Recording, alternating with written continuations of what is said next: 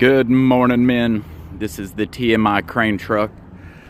What we're going to do on this thing is remove this existing expanded metal. It's all messed up. I'm going to cut it off, air arc it off, whatever. Clean it up and install some heavy-duty 3-pound grating. This is the 3-pound grating you'll be using. Next, this is the driver's side of the truck. And we're going to build another one of these for the other side. The passenger side, we're going to make it out of 1.5 inch square tubing. You'll find that in the long iron rack. Next to the third thing we're going to do here is we are going to have to remove the wheel. We're going to scoot this back and make it live right in here somewhere. Okay? And then we're going to have to weld a little tab in here of some sort to keep that joker from sliding forward and getting into the wheel. And then we're going to have to weld a little tab back here to keep this reel from sliding back into the wheel. Next, we need to patch this hole. There's some existing hinges there that we're going to need to cut off. There's some humps and lumps that we'd probably need to beat down with the hammer.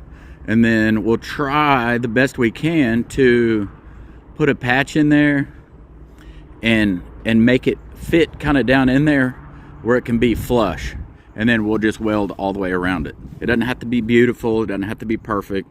We just don't want pallets and stuff to catch on it while they're loading and unloading. Finally, the last step that we're going to do to this, besides paint obviously, is we're going to mount this box. We actually have 2 boxes to mount, this one and that one. We're going to mount this box, our rope box. I put a mark here and a mark here. So anywhere between those marks, we can put that box in here.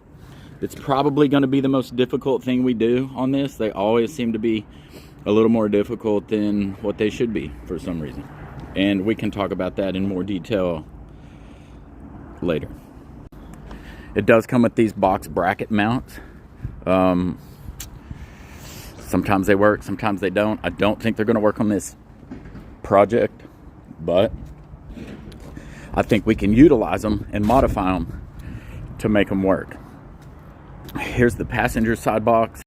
Up underneath the passenger side, we have a little more leeway here to work with, but I would like to mount it not necessarily to the frame, but to the top, and then mount